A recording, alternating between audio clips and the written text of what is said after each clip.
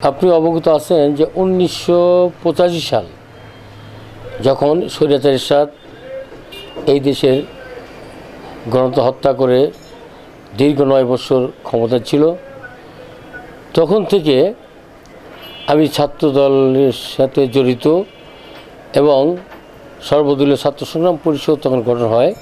তখন আমি ১৯৮৭ সালে কলেজের প্রথম ভিপি হই। হওয়ার পরে আমাকে ছাত্র সংগ্রাম পরিষদের আহ্বায়ক করা হয়। স্বৈরাচার এরশাদের বিরুদ্ধে আন্দোলন করে দীর্ঘদিন আমি কারাভোগ করেছি। সেইখান থেকে ধীরে ধীরে আমি যুবদল করেছি, যুবদল থেকে বিএনপিতে এসেছি এবং স্বৈরাচার ভোটবিহীন সরকার শেখ হাসিনা ক্ষমতা আসার পরে এই ১৬ বছর দীর্ঘ আন্দোলন সংগ্রামের মধ্য দিয়ে রাজপথ থেকে আন্দোলন করেছি। হাসিনাকে পতন ঘটানোর জন্য দলকে আমি শক্তিশালী করেছি এবং এই দুঃসময়ে ২০১৪ সালে আমি বিএনপির প্রার্থী হিসাবে রায়গঞ্জে উপজেলা পরিষদের বিপুল ভোটে ৩০,০০০ ভোটে নির্বাচিত হই। সেখানে জামাতও ছিল, স্বতন্ত্র ছিল, আওয়ামী লীগও ছিল।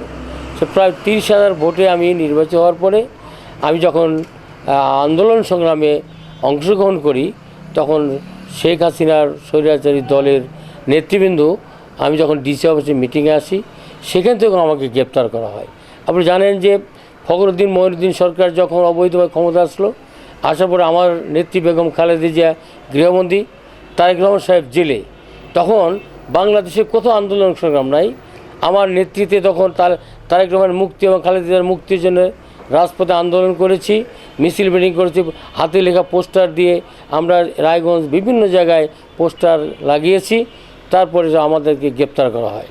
আমাদেরকে প্রায় গ্রেপ্তার হওয়ার পরে আমরা 6টা ছেলে, আমার 3 ভাইস্তা সহ আরও কয়েকজন ছেলে, আমরা 6 জন আমাদের গ্রেপ্তার করা হয় জেল। যা আইনের মধ্য দিয়ে আমরা যখন আইন ফেস করলাম, আমাদের কী করলো সরকার, স্বৈরাচারী সরকার আমাদের কী করলো, 3 বছর আমাদের জেল দেওয়া হলো। জেল দেওয়ার পরে আমরা জজ কোর্ট থেকে আমরা 6 মাস পরে আমরা মুক্তি পাই। আমি মনে করি যারা আজকে প্রার্থী হতে চায়, এরা এই 5 তারিখের আগে এই 16-17 বছর তাদেরকে মাঠে আমি দেখি নাই। আমি জনগণের পাশে ছিলাম, জনগণের কাজ করেছি। আমি উপজেলার চেয়ারম্যান ছিলাম। আপনি প্রমাণ করে দেখেন, রায়গঞ্জের কোনো মানুষ যদি বলতে পারে 10টি টাকা কারো ঘুষ নিয়ে দুর্নীতি করেছি, আমি দুর্নীতি করার রাজনীতি করি না। আমি রায়গঞ্জ থানার জনগণের রাজনীতি করি, জনগণের পাশে থাকতে চাই।